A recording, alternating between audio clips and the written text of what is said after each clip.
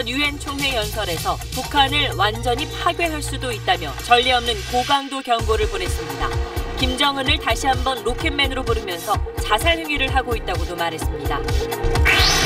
미국의 주요 언론들은 트럼프의 강경 발언이 다자 외교 무대에서 나왔다는 점에 주목하면서 비판적으로 보도했습니다. 청와대는 북한 도발에 대해 최대한의 제재와 압박을 가한다는 입장을 재확인한 것으로 해석했습니다. 뉴욕 순방 이틀째를 맞은 문재인 대통령이 각국 정상급 인사들과 잇따라 만나 대북 해법을 조율했습니다. 토마스 바흐 IOC 위원장에겐 북한의 평창 동계올림픽 참가를 설득해달라고 요청했습니다. 이명박 정부 시절 국정원이 연예인 블랙리스트뿐만 아니라 연예인 화이트리스트까지 만든 것으로 조사됐습니다. 당시 국정원 보고서에는 친정부 성향 연예인들을 양성하고 별도 지원까지 기획한 내용이 들어있었습니다. 대선이 치러진 2012년 국군 사이버사령부의 총괄 작전 지침을 만든 기한자가 이례적으로 사령부 심리전단의 댓글 부대장으로 확인됐습니다. 이 댓글 부대장은 국정원과 연락하는 업무까지 맡고 있었습니다. 금감원이 지난해 직원 채용에서 선발 인원과 평가 방식 등을 멋대로 조정해 합격자가 뒤바뀐 것으로 감사원 감사에서 드러났습니다. 채용 비리에 금감원 고위직들이 줄줄이 연루됐습니다. 멕시코에서 12일 만에 또다시 강력한 지진이 발생해 수백 명이 숨졌습니다. 초등학교 건물이 무너지면서 어린이들이 희생되기도 했습니다. 동부그룹 김준기 회장의 전직 여비서가 김 회장으로부터 성추행을 당했다며 경찰에 고소장을 제출했습니다. 경찰은 이 여성이 증거로 제출한 동영상과 녹취록을 분석하고 있습니다. 서울의 한 먹자골목에 들어선 노래방들이 불법 영업을 하다 단속에 걸리면 영상 제작실로 업종만 바꿔 다시 영업하고 있습니다. 영업 정지 같은 각종 행정처분을 피해 불법 영업하는 실태를 고발합니다.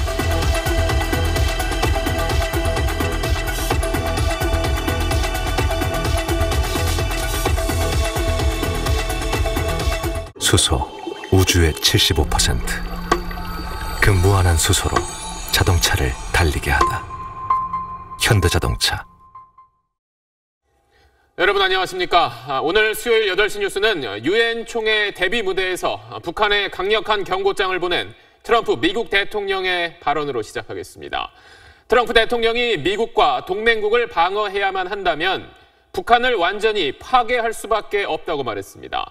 그러면서 유엔 모든 회원국에게 북한과의 경제관계를 끊으라고 말했습니다. 오늘 첫 소식 뉴욕 최대식 특파원입니다. 취임 후 처음으로 유엔 총회 무대에 나선 트럼프 대통령.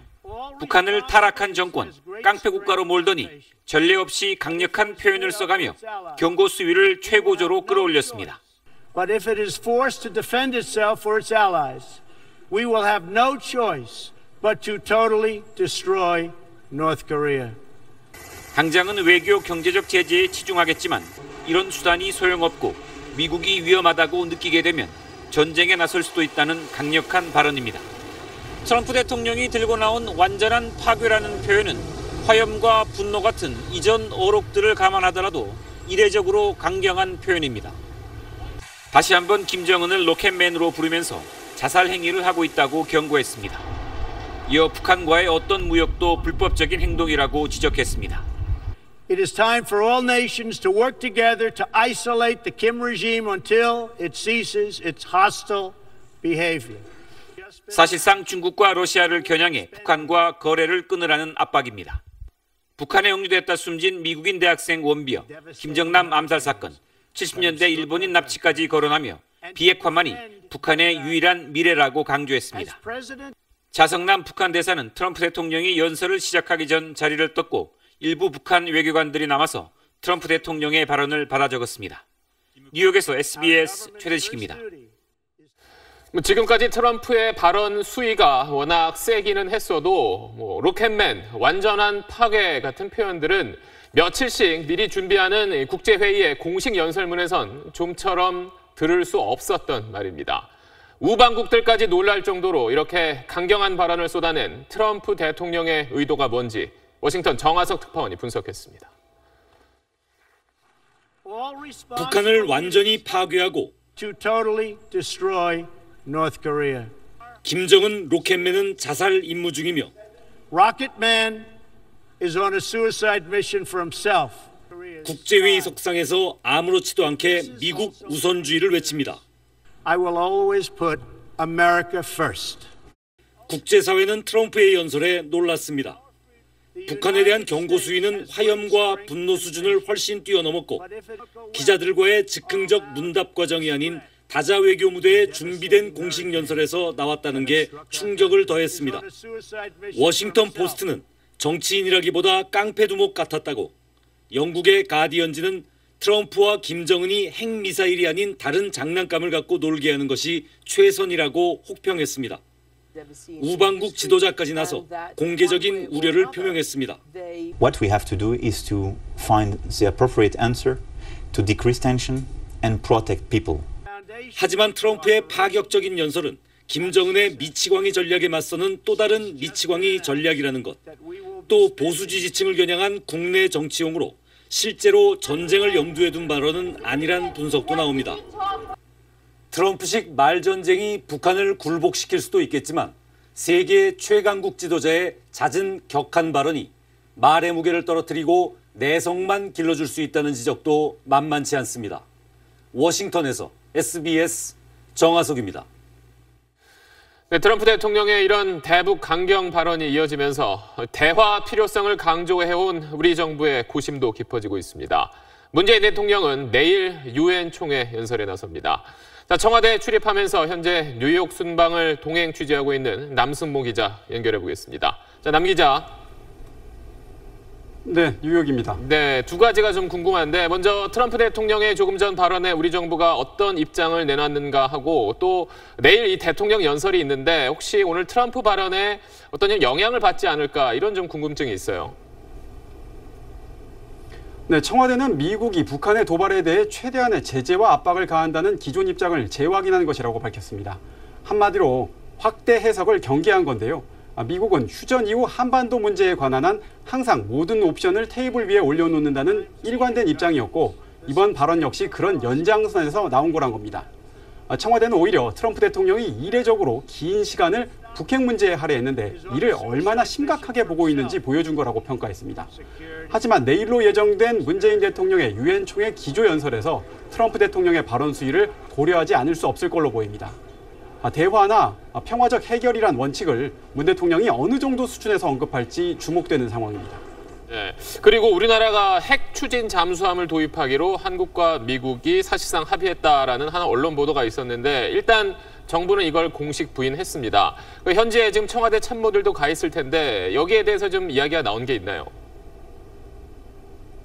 네, 오늘 그런 질의응답들이 있었습니다. 네, 사실 핵 추진 잠수함에 대한 얘기는 지난달 7일 한미 정상간 통화 때 딱 한 차례 나왔었는데요. 북한 도발에 맞서서 한국군의 자체적 방어 능력을 높이기 위한 방안 중 하나로 거론됐던 겁니다. 모레 한미 정상회담에서 대북 압박, 한국군 방위 능력 향상 등이 의제로 다뤄질 걸로 보이지만 청와대는 핵 추진 잠수함 건은 의제가 아니다, 오보다 이렇게 밝혔습니다. 당연히 한국의 핵 추진 잠수함 보유에 한미 양측이 원칙적으로 합의했다는 보도 내용도 전면 부인했습니다. 다만 송영무 국방장관이 이미 핵 추진 잠수함의 필요성을 밝힌 바가 있고요. 미국에서도 여러 내부 논의가 진행 중인 상황이어서 앞으로 이 문제가 본격화하거나 아니면 이미 상당한 수준의 논의가 진행되고 있을 가능성은 적지 않은 것으로 보입니다. 지금까지 뉴욕에서 전해드렸습니다. 네, 그러면 핵 추진 잠수함이 뭐길래 이렇게 정부가 신중한 반응을 보이는 건지 알아보겠습니다. 현재 미사일만큼이나 잠수함 전력에서도 남북 간 힘의 불균형이 심각한데 핵 추진 잠수함은 이를 단숨에 해결할 수 있다는 평가입니다. 그럼 핵 추진 잠수함이 정말 필요한 건지 또 만든다면 얼마나 걸릴지 김태훈 국방전문 기자가 설명하겠습니다. 동북아시아 최대의 잠수함 보유국 북한은 중소형 디젤 잠수함 70여 척을 갖고 있습니다. 지난 2015년 8월 이 가운데 50여 척이 한꺼번에 기지에서 사라지자 한미 양국군에 비상이 걸렸습니다. 잠수함이 물속으로 들어가면 떠오르기 전까지는 사실상 찾을 방법이 없기 때문입니다. 게다가 북한은 탄도미사일 한 발을 쏠 수 있는 심포급에 이어 탄도미사일 발사관 2~3기를 장착한 신형 잠수함도 건조하고 있는 것으로 알려졌습니다. 우리 해군이 보유한 중형 디젤 잠수함 14척과 수상함, 항공기의 대잠 초계 능력으로 쫓기엔 벅찬 전력입니다. 핵추진 잠수함은 길게는 몇 달씩 물 위로 떠오르지 않고도 작전할 수 있어 북한 잠수함 최대 기지인 심포항과 마양도를 밀착 추적 감시할 수 있습니다. 군은 2000년대 초반 핵 잠수함 건조를 위한 362 사업단이라는 비밀 조직을 운영하며 제반 기술을 상당 부분 확보해 결정만 내려지면 핵 잠수함을 만드는 것은 어렵지 않습니다.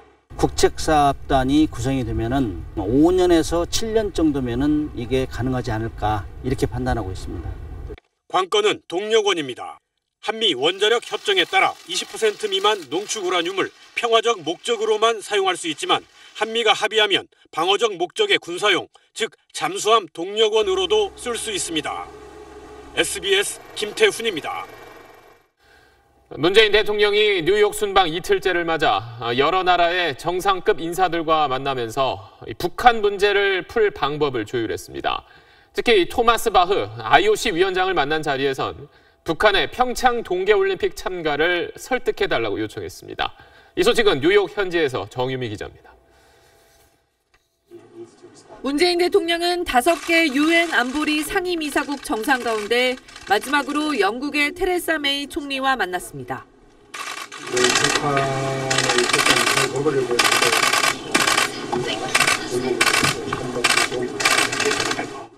북핵 문제가 평화적 또 근원적으로 조속히 해결될 수 있도록 노력해달라고 말했습니다.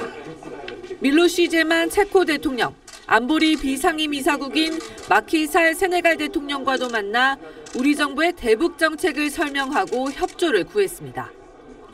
앞서 토마스 바흐 국제올림픽위원회 위원장과도 만나 올림픽과 지역 평화를 얘기했습니다. 평창 동계올림픽을 사람 대신 성공시키는 그런 안보 불안을 씻어내고 지역의 안정과 평화, 화합을 이루는 데 큰 도움이 될 것입니다. 문 대통령은 특히 북한이 평창 올림픽에 참가한다면 대회 안전이 더욱 확고해질 거라며 IOC 차원의 대북 설득을 요청했습니다. 애틀란틱 카운슬 세계 시민상을 받는 자리에서는 민주주의와 경제 성장을 해냈듯 한반도 평화도 반드시 이뤄내겠다고 말했습니다.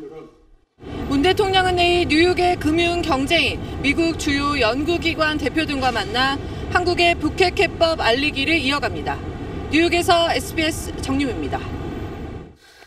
다음 소식입니다. 이명박 정부 시절 국정원이 정부 정책에 비판적인 연예인의 명단을 만들어 활동을 막고 또 퇴출하려 했던 이른바 연예인 블랙리스트에 대해서 현재 검찰 수사가 한창 진행 중입니다. 그런데 이와 거꾸로 친정부 성향의 연예인들을 지명해서 이들을 육성하고 또 별도 지원까지 기획했던 사실이 SBS 취재 결과 드러났습니다. 블랙리스트의 반대인 연예인 화이트리스트인 셈입니다. 박상진 기자가 단독 취재했습니다. 국정원은 지난 2010년 말 연예계 좌파 실태 및 순화 방안이라는 제목의 보고서를 작성했습니다. 보고서에서 정부 정책을 비판하는 이른바 좌파 연예인들의 실태를 정리하면서 반대로 친정부 성향의 연예인을 육성하려는 계획을 설명했습니다. 국정원은 보고서에 연기자 L씨와 C씨를 지목하고 이들을 중심으로 안보 현장 견학이나 연예인 선후배 모임 등을 통해 건전 연예인, 즉 우파 연예인을 양성해 조직화해야 한다고 주장했습니다. 실제 그 즈음 연기자 L씨와 C씨는 문화예술인들로 구성된 봉사단체의 간부로 선발됐습니다. 또 국정원은 다른 보고서를 통해 일부 연기자와 개그맨 SC, CC 등을 거론하며 이들을 좌파 연예인의 대항마로 집중 육성해야 한다고 제안했습니다. 그러면서 소위 우파 연예인에 대한 구체적인 지원 정책까지 내놨습니다. 이들 연예인들을 정부 주관 행사나 금연, 금주 등 공익 광고에 우선 섭외해야 한다는 겁니다. 국정원은 우파 연예인 육성 효과로 온건파를 포용하고 우파를 결집할 수 있다고 분석했습니다. 국정원 적폐청산 TF로부터 관련 자료를 넘겨받은 검찰은 국정원 관계자들을 상대로 이런 연예인 화이트리스트를 만든 동기와 활용 방식 등을 조사할 방침입니다. SBS 박상진입니다. 단독 취재 내용 하나 더 있습니다. 지난 2012년 대선에서 정치 댓글 공작을 벌였던 국군 사이버사령부 심리전단은 이 사이버사령부에 있는 부대 가운데 하나입니다. 이 북한과 사이버 전쟁을 하는 부대는 여기 말고 따로 있습니다. 그런데 대선이 있던 2012년 2월 사이버사의 전체 작전 지침이 만들어졌는데 이 문건 기한자가 국정원과 연락 업무까지 맡았던 이 심리전단의 댓글 부대장이었던 걸로 확인됐습니다. 김종원 기자의 단독 보도입니다. 2012 사이버전 작전 지침이라는 문건엔 그해 총선과 대선을 겨냥한 사이버 심리전이라고 적시가 돼 있고 정치적 대응에 관한 내용이 담겨 있습니다. 인터넷 여론 조작의 근거가 된 것으로 보이는 문건입니다. 특정 정당, 정치인 옹호 행위는 일체 금한다. 옹호 행위는 금한다고 되어 있습니다만 비판 행위는 금한다는 내용이 없습니다. 장관이 다 열어준 겁니다. 마음대로 하세요라고 열어준 겁니다. 그런데 이 작전 지침을 작성한 건 심리전단 소속의 댓글 부대장인 당시 4급 군무원 박모 씨였습니다. 우리 사이버사라 작전 지침 작전이라는 것이 오상남 합니까? A, B, C 다 있는데 그 종합은 사령부의 작전 담당관이라는 거죠. 박 씨는 국정원으로부터 월 25만 원씩의 특수활동비를 수령하는 등 국정원과 댓글 공작 업무를 협의한 장본인으로 지목된 사람입니다. 박 씨는 댓글 공작에 대한 군의 수사가 한창이던 2014년 1월 3급으로 승진을 하기도 했습니다. 박 씨가 작성한 이 작전 지침에서 다른 기관과 작전 협조를 한다는 내용의 실체가 무엇인지에 대해서도 의문이 제기됐습니다.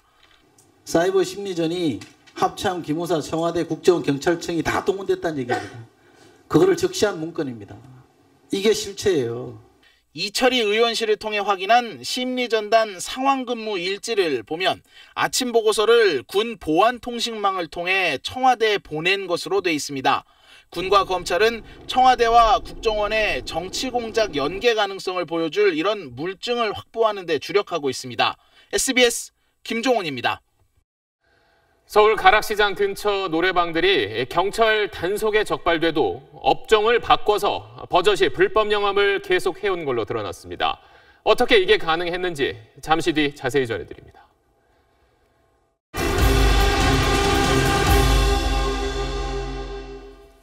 멕시코에서 또다시 규모 7.1의 강진이 발생했습니다. 이번 지진은 특히 수도인 멕시코시티에서 멀지 않은 곳에서 발생해 피해가 큽니다. 지금까지 한인 동포 1명을 포함해 217명이 숨진 것으로 집계됐는데 시간이 갈수록 피해는 더 늘어날 것으로 보입니다. 먼저 정준형 특파원입니다. 주택가 5층 건물이 희뿌연 흙먼지를 일으키며 맥없이 무너집니다. 겁에 질린 사람들이 비명을 지르며 정신없이 달아납니다. 멕시코를 강타한 규모 7.1의 지진으로 수도 멕시코시티에서만 건물 40여 채가 붕괴됐습니다.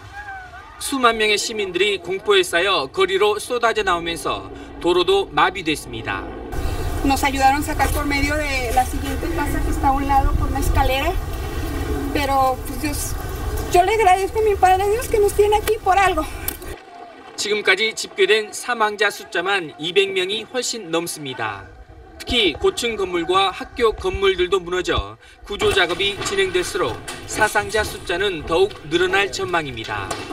한인 동포 41살 이모 씨도 자신의 사무실에 있는 5층 건물이 무너지면서 콘크리트 더미에 깔려 숨졌습니다. 강도가 그동안에 비해서 많이 셌던 것 같습니다. 한인들 일부 식당들이나 이런 데들도 지금 피해가 좀 많이 있다고 지금 소식이 들리거든요. 멕시코에서는 앞서 지난 7일에도 규모 8.1의 강진이 발생해 최소 98명이 숨졌습니다. 멕시코의 강진이 잇따르면서 환태평양 불의 고리에 속해 있는 미국 서부 지역에서도 이른바 빅원, 대지진이 오는 게 아니냐는 불안감이 커지고 있습니다. 로스앤젤레스에서 SBS 정준영입니다. 이번 강진으로 멕시코시티의 초등학교 건물이 무너지는 안타까운 참사도 일어났습니다. 20명 넘는 어린이들이 숨졌고 지금도 콘크리트 더미에 수십 명이 매몰돼 있습니다. 정규진 기자입니다.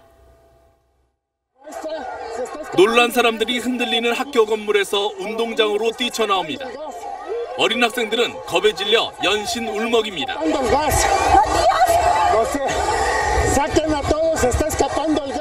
학생들이 공부하던 교실은 순식간에 돌무더기로 변했습니다. 학교가 무너지는 모습을 본 여성은 좀처럼 충격에서 빠져나오지 못합니다. 멕시코시티의 3층짜리 초등학교가 지붕째에 내려앉으면서 어린 학생 21명을 포함해 25명이 변을 당했습니다. 근처 주민들이 달려와 금이 간 벽에 지주먹을 대고 망치와 삽으로 잔해를 일일이 깨가며 밤샘 구조 작업을 벌이고 있습니다. 덕분에 학생 11명이 구조됐지만 아직도 30명 넘게 매몰돼 생사가 불투명합니다.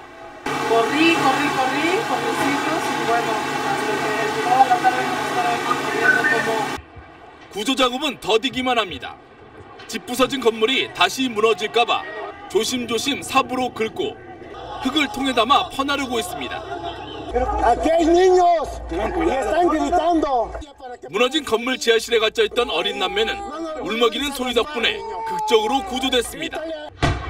곳곳에 가스관이 터져 화재로 번지면서 2차 피해도 우려되는 상황. 여진 공포까지 겹치면서 멕시코 시민들은 거리에서 뜬 눈으로 밤을 지새우고 있습니다. SBS 정규진입니다. 다음 소식입니다. 이른바 박원순 제안 문건과 관련해 박 시장이 이명박 전 대통령을 고소한 지 하루 만에 검찰이 빠르게 움직이고 있습니다. 반대 시위를 주도한 걸로 알려진 어버이연합 전 간부의 주거지를 압수수색했습니다. 박현석 기자입니다. 보수 성향단체 어버이연합의 추선희 전 사무총장은 당초 오후 4시쯤 피의자 신분으로 검찰에 출석할 예정이었습니다. 국정원의 이른바 박원순 제안 문건에서 등장한 표적 시위를 주도해 박 시장의 명예를 훼손한 혐의 등을 조사받기 위해서입니다. 검찰은 오전에 추 씨의 거주지에 대해 압수수색도 했습니다. 하지만 추 씨는 끝내 검찰에 나타나지 않았습니다. 검찰은 추 씨를 다시 불러 당시 박 시장에 대해 공격을 벌인 배경에 국정원의 사주나 지원이 있었는지 등을 확인하고 국정원에 대한 직접 수사로 이어나갈 방침입니다. 국정원의 민간인 댓글부대 운영에 대한 검찰 수사도 윗선을 향하고 있습니다. 댓글부대 운영 책임자였던 민병주 전 심리전단장을 구속한 검찰은 내일 민 전 단장의 직속 상관이었던 이종명 전 국정원 3차장을 피의자로 소환할 계획입니다. 이 전 3차장의 조사는 바로 위 상관인 원 전 원장의 소환 조사로 이어지고 다시 그 윗선인 청와대 등으로 향할 것이라는 게 검찰 안팎의 예상입니다. 검찰은 배우 문성근 씨와 김여진 씨의 가짜 합성 사진을 만들어 유포해 이들의 명예를 훼손하고 활동을 방해한 혐의로 국정원 전 심리전단 팀장과 팀원 등 2명에 대해 구속영장을 청구했습니다. SBS 박현석입니다. 취업 준비생들 사이에서 이른바 신의 직장으로 불리는 금융감독원에서 채용 비리가 있었던 사실이 감사원 감사로 드러났습니다.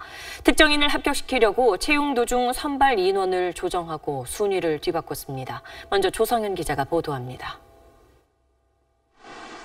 금감원 5급 신입 직원을 뽑던 2015년 11월 총무국장 A씨는 인사팀 직원에게 메신저로 응시자 B씨의 합격 가능성을 물었습니다. 필기시험 통과가 아슬아슬하다는 답변이 전달되자 A국장은 채용 인원을 3명 늘릴 것을 지시하고 직접 면접에도 참여했습니다. A국장은 B씨에게 10점 만점에 9점의 면접 점수를 줬고 B씨는 결국 최종 합격했습니다.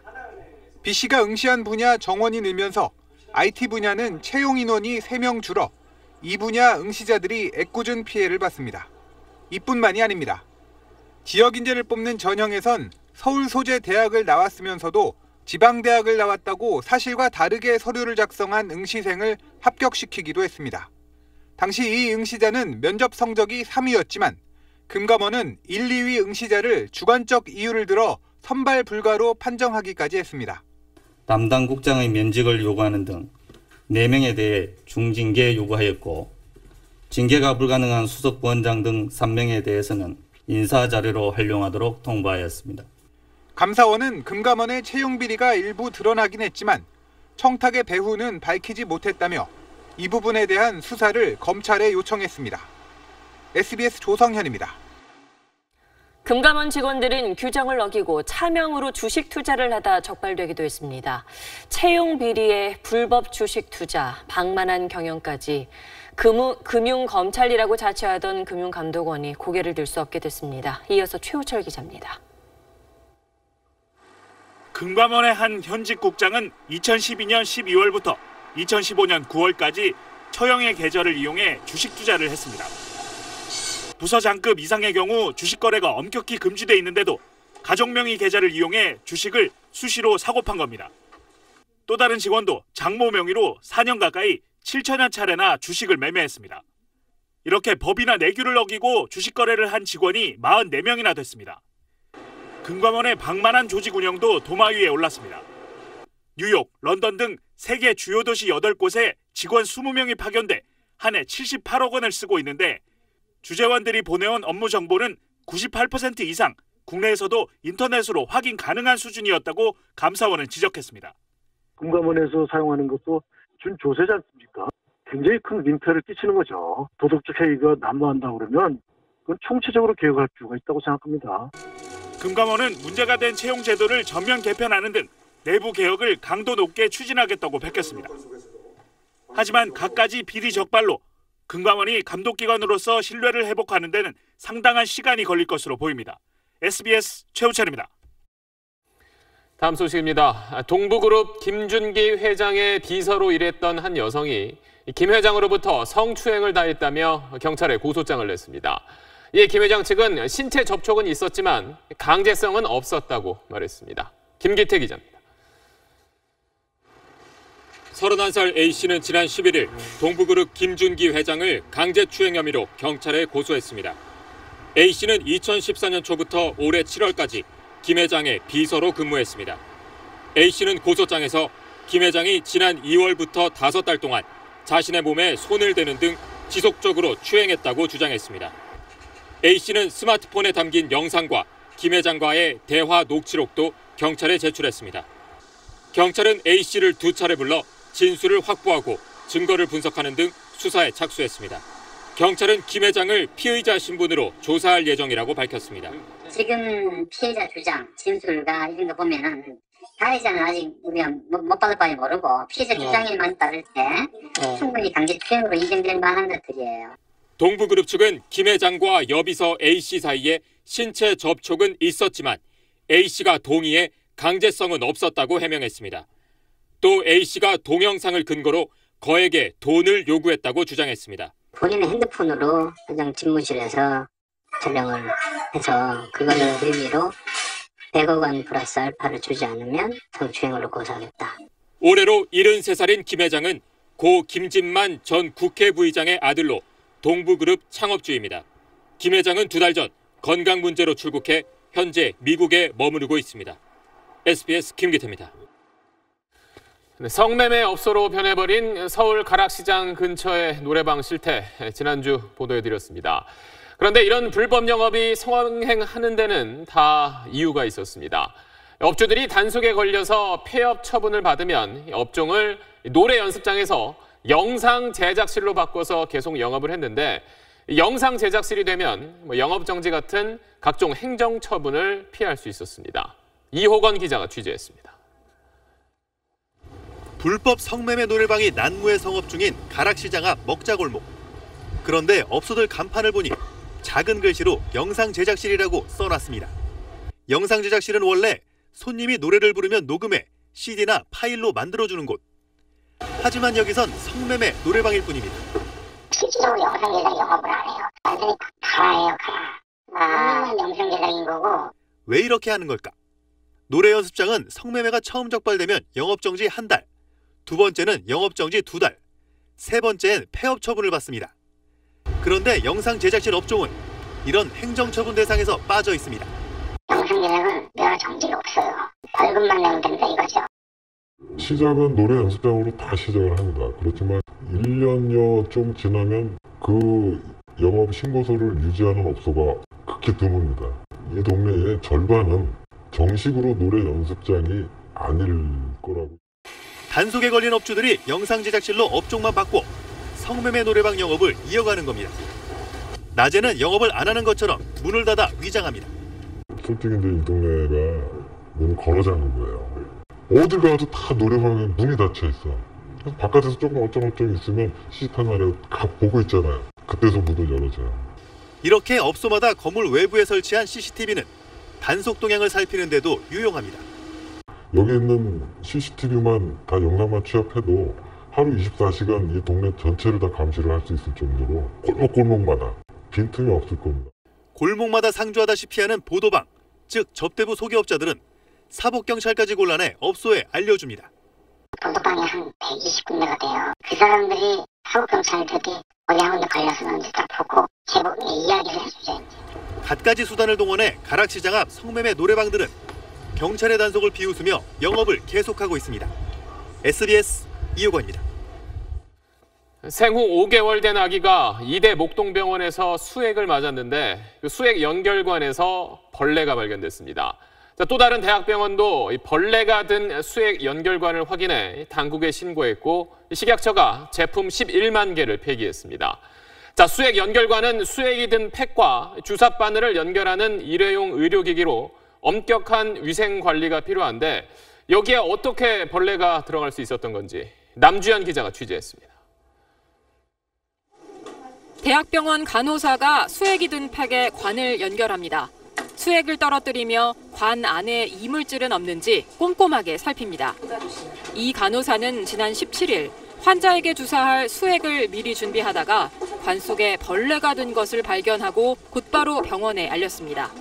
준비하는 과정에서 여기 주사 점적통을 채우는 과정에서 벌레로 추정되는 이물질이 떨어지는 걸 바로 발견해가지고.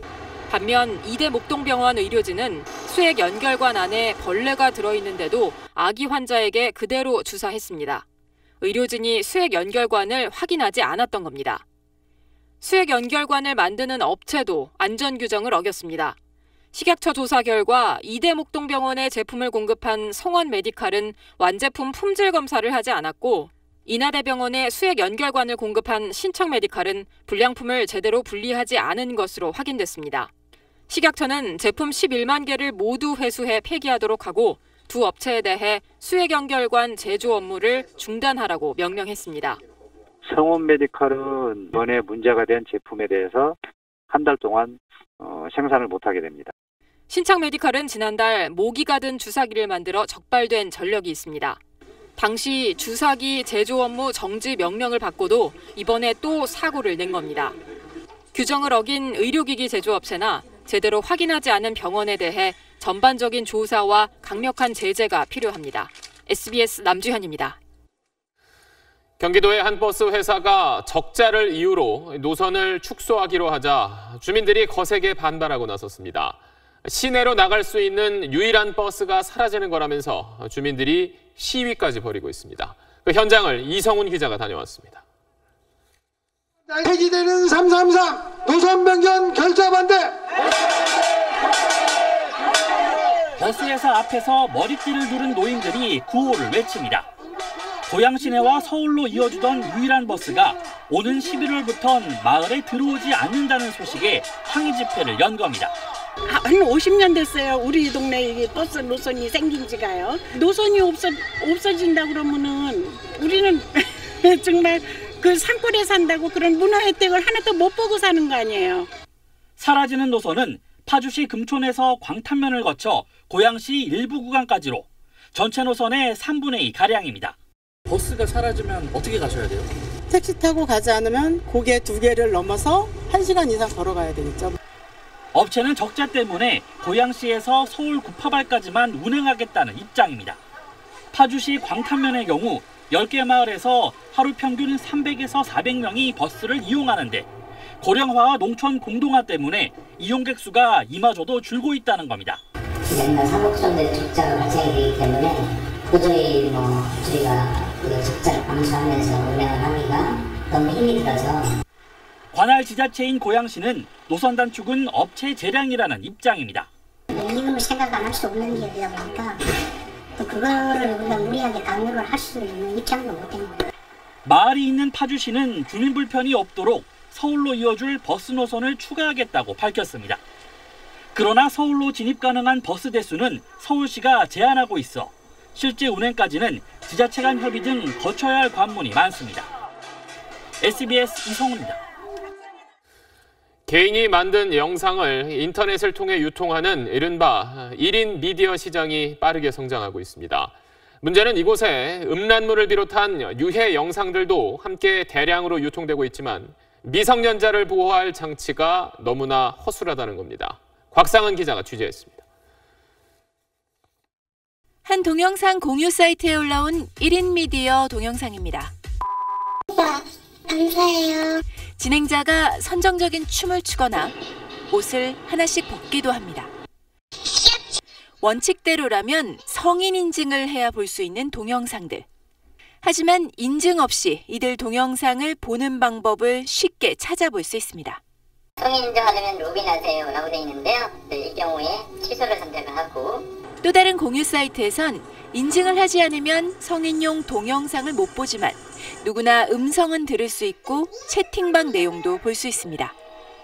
한국소비자원이 주요 1인 미디어 플랫폼 9개 업체의 실태를 조사한 결과 대부분 업체에서 미성년자 보호 장치가 미흡한 것으로 나타났습니다.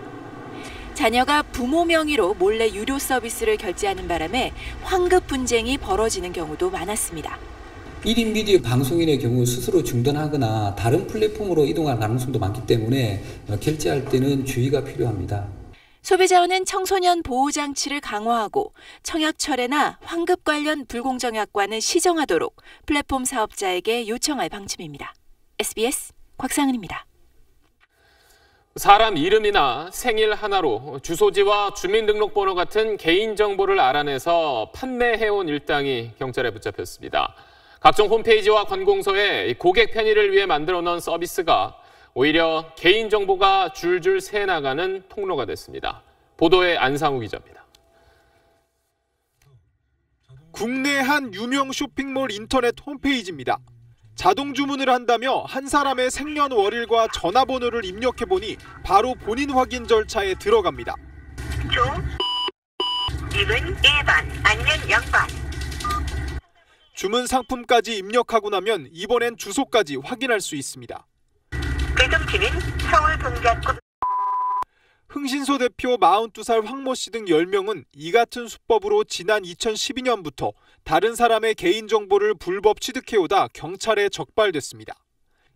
각종 사이트에서 이름이나 전화번호 같은 조각 정보를 입력해 아이디나 비밀번호, 주소지 등의 다른 개인정보까지 얻어낸 겁니다.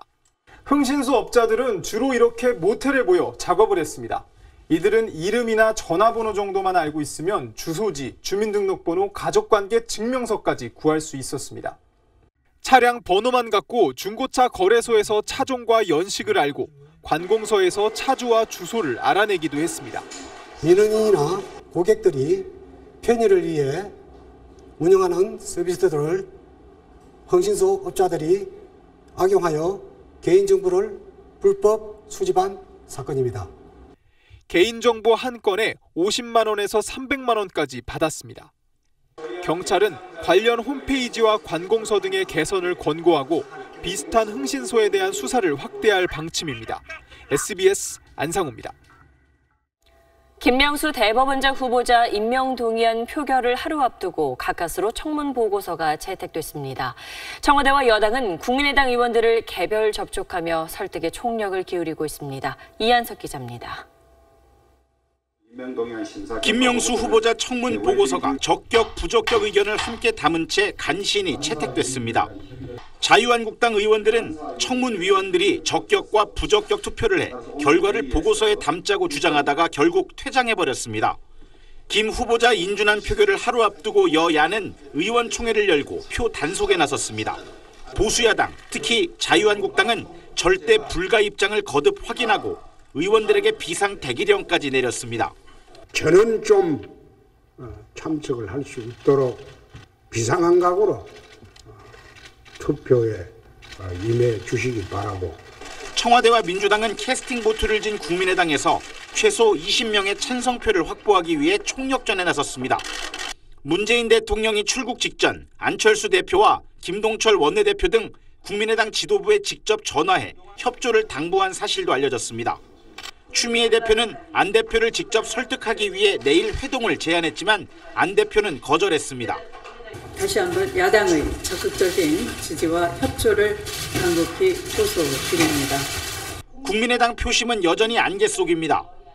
당론을 정하지 않는다니까요. 분명히 말했죠. 이 사안은 당론으로 강제할 사안이 아니라니까요.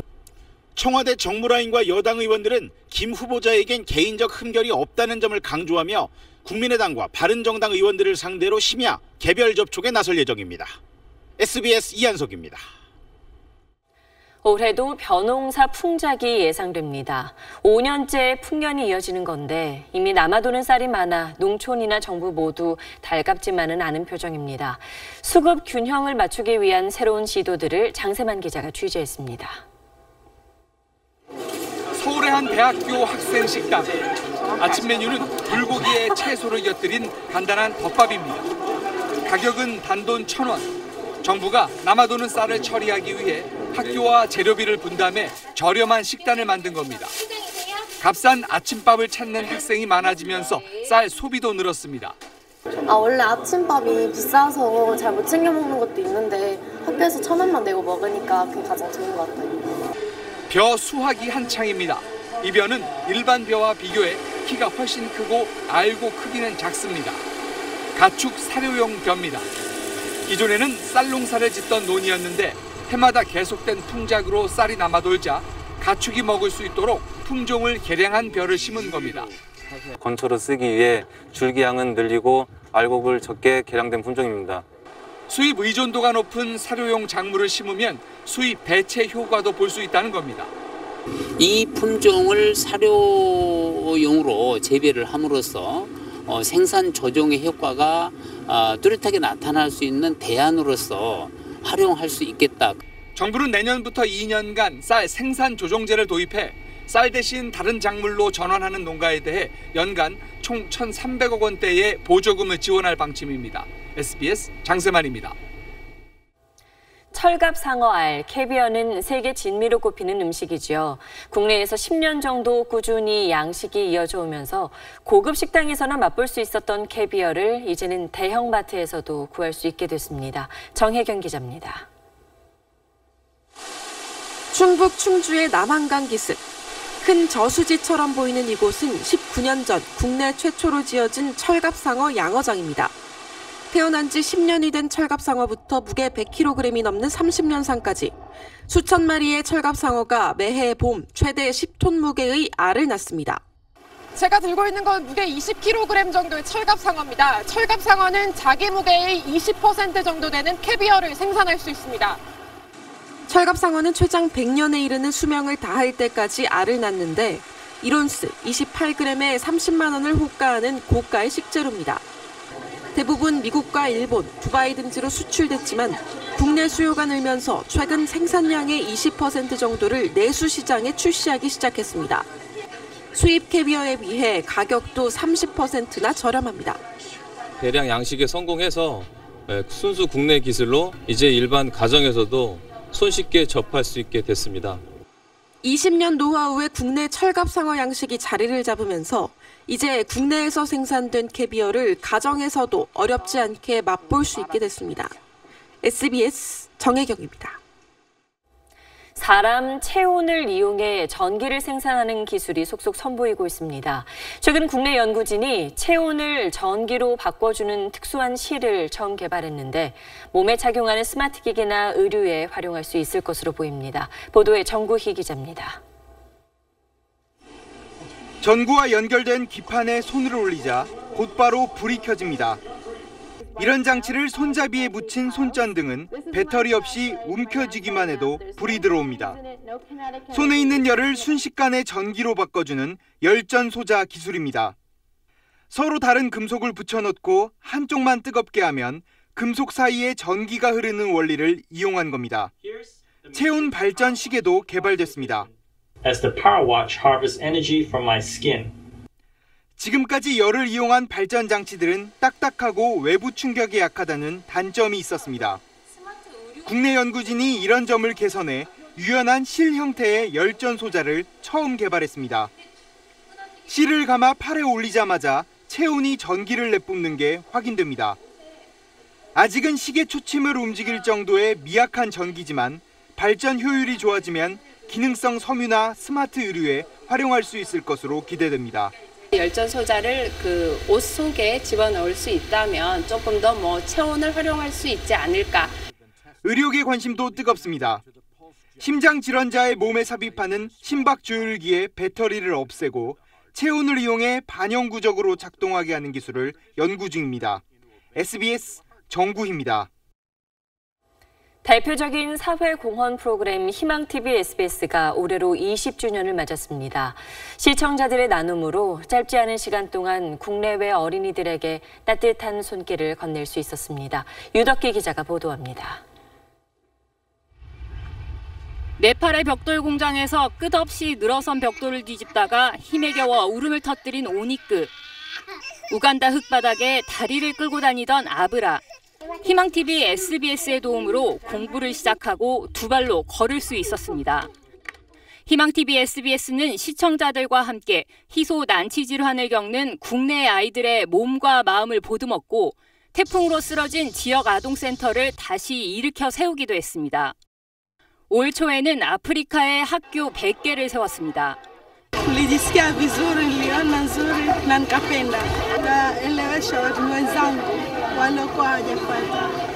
지난 1997년 기아 체험 24시간을 시작한 이래 누적 후원자 수만 462만 명, 누적 모금액 3,551억 원이라는 사회적 힘을 만들어냈습니다. 대한민국 미래와 직결된 저출산 문제도 이제 희망TV SBS가 우리 사회와 함께 고민하는 과제입니다. 오늘 포럼에는 정부 부처와 6개 NGO, 그리고 사회복지공동모금회와 코이카 등 유관 기관과 기업 사회공헌 담당자 등이 참여했습니다. SBS 유덕입니다.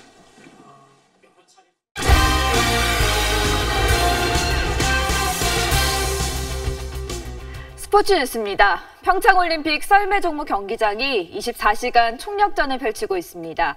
홈 이점을 최대한 살리기 위해선 오는 24일까지 트랙의 얼음을 얼려야 되기 때문입니다. 최희진 기자가 취재했습니다. 어둠이 짙게 깔린 깊은 밤에도 평창 슬라이딩 센터는 환하게 불을 밝혔습니다. 아이스메이커들의 제빙 작업은 기온이 뚝 떨어지는 심야에 주로 진행됩니다. 콘크리트 트랙 밑에 매립된 냉각 파이프에 냉매를 흘려 표면 온도를 영하 10도까지 낮춘 뒤 그 위에 물을 뿌리는 과정을 반복하며 3에서 5cm 두께의 얼음을 만듭니다. 냉매 파이프가 여러 이제 이렇게 분사돼 있는데 그래서 이런 식으로 다 쭉 붓는 작업을 지금 하고 있는 겁니다. 지난 11일부터 30명이 3교대로 밤낮 없이 작업해 오는 24일까지 1857m 트랙을 모두 얼릴 계획입니다. 기후와 상관없이 냉동 플랜트도 총 가동시켜서 지금 최선을 다하고 있습니다. 이처럼 제빙 작업을 숨가쁘게 하는 이유는 우리 봅슬레이 스켈레톤 대표팀이 지난해보다 열흘 빠른 오는 25일부터 주행 훈련을 할 수 있도록 요구했기 때문입니다. 9월 25일부터 월드컵 출전을 위해 출국하는 다음 달 23일까지, 그리고 엔트리가 확정되는 내년 1월 15일부터 올림픽 개막 전까지를 홈 이점을 극대화할 수 있는 골든타임으로 보고 있습니다. 대표팀은 외국팀의 10배가 넘는 총 500차례의 주행으로 코스에 완벽하게 적응해 첫 메달을 따낸다는 전략입니다. SBS 최희진입니다. 지난주 프로야구 신인 드래프트에선 사상 처음으로 대안학교 학생이 지명을 받는 작은 이변이 있었습니다. 오직 노력 하나로 꿈을 이룬 LG의 신인 조선명 투수를 유병민 기자가 소개합니다. LG 트윈스 지명하겠습니다. 성주고 투수 조선명. 이름이 불렸지만 정작 주인공인 조선명은 드래프트 현장에 없었습니다. 대안학교 졸업생이 지명된 적이 없어 이번에도 가능성이 매우 낮다고 생각했기 때문입니다. 난가? 그냥 다른 사람인가 하고 그냥 계속 그 명단을 계속 봤는데 성지고 조선명 딱 있어가지고 되게 좋았습니다. 기분. 야구를 취미로 즐기던 조선명은 고교 진학을 앞두고서야 진짜 선수가 되려 했지만 정식 중학교 선수가 아니면 일반 고교 야구팀에 들어갈 수 없는 제도 때문에 발만 굴렀습니다. 마침 서울의 대안학교인 성지고에서 야구부를 만든다는 소식에 한 걸음에 달려갔습니다. 늦은 만큼 더 많은 땀을 흘리자 실력이 일취월장했습니다. 최고 시속을 144km로 끌어올렸고 결국 청소년 대표 선수들도 탈락하는 드래프트에서 높은 순위로 지명되는 이변을 만들었습니다. 멘탈이 굉장히 강하다고 얘기를 들었어요. 체계적으로 만약에 훈련을 받고 만약에 충족이 된다고 하면 좋은 선수로 성장하지 않을까. 노력으로 편견을 깬 조선명은 이제 프로마운드에서 희망을 던집니다. 하나라도 배우려는 욕심, 더 열심히 해야 된다는 생각밖에 없어요. 지금. SBS 유병민입니다. 세계적인 축구 스타 데이비드 베컴이 청계천 광장에서 어린이들과 즐거운 추억을 쌓았습니다.